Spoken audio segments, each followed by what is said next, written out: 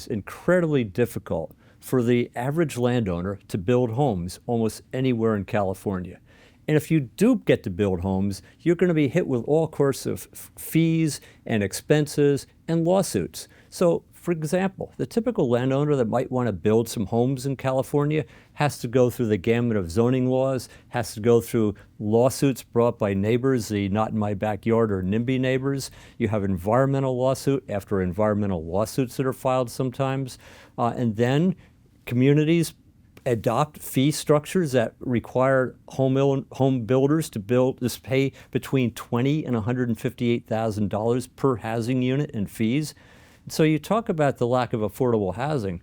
I lay the problem at the foot of the government. The government's responsible, and I don't see the government doing all that much to get us out of that mess. But the state wants to develop, right? They're actually mandating the cities, and the cities have to comply. So you don't think this development will happen? What are your thoughts? I think in theory, it's great. In practice, I am skeptical it's going to happen. So you have the mandates that are being imposed, and of course cities are resisting them right and left.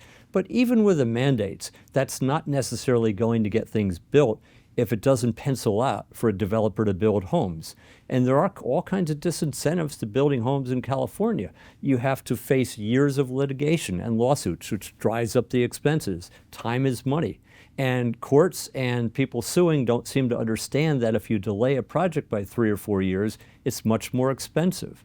And in my book, Nowhere to Live, The Hidden Story of America's Housing Crisis, I talk about some of these stories where housing projects have been delayed year after year after year, escalating the costs. So even if you get through the cost structure, then you have the fees that are imposed by local and state governments. For housing, if it's built with government money as any part of it, you have to have union project labor. And that's very, very expensive. That raises the cost 30, 40%, depending. And on top of those costs, you have additional costs for essentially buying solar panels to the roof, $10,000 a unit or $10,000 a home. You have to pay good money to affordable housing mandates. So if you build 10 or 20 units, you may have to have 1 or 2 of those units as affordable, which means the people buying the new units have to subsidize these things, these new units, these new homes. And those kind of things are just one cost after another that if I were a developer, I would look at the costs, I'd look at the difficulties in California and say, hey, Texas and Florida are much friendlier. Why don't I just go there and I can actually make a living rather than just getting ulcers from dealing with the government bureaucracy? We're covering California issues, as you know. If you want us to cover the stories that are impacting your day-to-day life in California, reach out to me at siamak@californiainsider.com. As the state has been asking these cities to build, do you think these projects that are going to be built in these cities, because we're hearing from some mayors that they're facing challenges, they have to build thousands of affordable units. Do you think they're going to face the same challenges as other projects in the past, the same type of lawsuits, the same type of issues? Absolutely. California is famous for its anti-development mindset.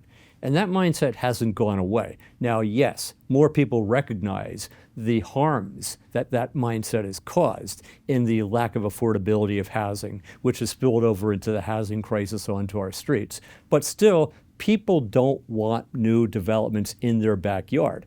And that's a problem. Communities should embrace housing for working people.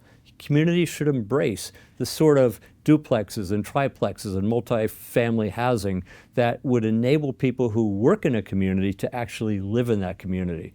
But there are too many people that are just simply opposed to development at all costs and will sue for any reason or no reason at all simply to stop the development.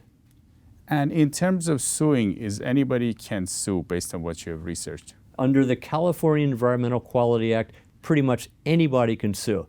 Every project that of any significant size, more than 1 or 2 homes, has to go through an environmental review process. And you can always find something that should have or could have been discussed. Right now, you have to discuss 100 different things in your environmental reports if it's of any significance at all. And anybody can find, well, I can nitpick there, I can find something you should have done there, I don't agree with your numbers there, and you file a lawsuit. And the lawsuit can take years. In my book, Nowhere to Live, I talk about stories of developments in Southern California where after agreeing to give away a couple 100,000 acres in a very large project for conservation, they continue to be sued under the environmental laws, under habitat conservation laws, under all kinds of laws. And these lawsuits have been going on now for 20 years. That's no way to build ourselves out of a housing crisis. Jim, we have talked to a lot of mayors, and some of them argue that their cities are already built out. And when they are mandated to build more, they just don't have the space. What are your thoughts on that? Well, other cities prove that's not to be true, because you can take a city which has a lot of single-family housing, and pretty much every city does, and you can start to allow the conversion of those single-family lots into duplexes and triplexes. Houston is an example which does not have zoning, but is very built out, but it continues to build more from inside out. Density can increase. That is the traditional ways that housing used to be developed in this country before we have our restrictive zoning laws adopted. It used to be that a city or a community would be very low density, and over time density increases, low density out in the outlying areas, such as the suburbs, and eventually the city grows. So, I don't think that's a good excuse to say that we are built out, we can't do anything more. Yes, you can do more if you allow it to happen. Now, some people say our residents, when they bought this area, when they bought into this city and this community, they bought because they were a promise for them to buy in a single-family neighborhood. And now, if the cities come and change their allowing other people to develop, they're kind of letting go of that promise, and this city will change. There is really nothing to the idea that there is some kind of legal promise to have the zoning stay the same forever. We usually see that in the context of downzoning, where property may be zoned for a while, half-acre minimum lot sizes, and then the city will increase it to 1-acre minimum lot sizes, on up to, in Marin County and other areas, 160-acre minimum lot sizes. So zoning can change both ways, upzoning and downzoning. And people living in a community don't necessarily have the right to maintain the status quo. Now, what they can do through homeowners associations, they can enter into contractual agreements to maintain the neighborhood the way it is. Houston has this going on, these neighborhood agreements, but they have a date of 20 years where people get to renegotiate, because they may realize that, if I can take my single-family home and convert that into a duplex or a triplex, my home is going to be a lot more valuable. And my neighbor's homes can be a lot more valuable because the property can be used for those purposes. So sometimes it's a lack of creative thinking on the part of homeowners, but most importantly, I believe that we should not be trying to exclude people that are simply, working class people, poorer people, minorities who need a place to live. And some of this large lot exclusionary zoning does exactly that, and that just isn't right.